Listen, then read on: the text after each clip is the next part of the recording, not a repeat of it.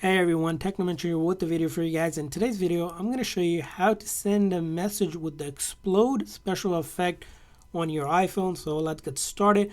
Now this is a feature that's only available with iOS 18 or newer. So if you didn't update your phone, you'll need to update to iOS 18 to use this feature.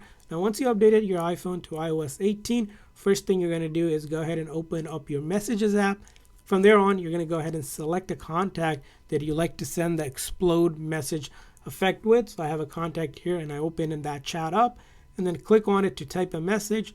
And when I do that, there's going to be this icon right here in this corner. If I click on that or tap on it, it's going to open this menu that will allow me to send a text message with that explode effect like this one. And I'm going to go ahead and type in something. And basically when I send it to them, it will go ahead and give that explode effect just like that. So as you can see here, that's how you can do it. Just click on that icon up here, click on explode, type in your message you like to send with that explode effect, and it will do that for you just like that.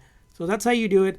I hope this video was helpful. If so, please consider the like and subscribe button for more tips and tricks for your iPhone, especially on iOS 18. We'll catch you guys on the next one.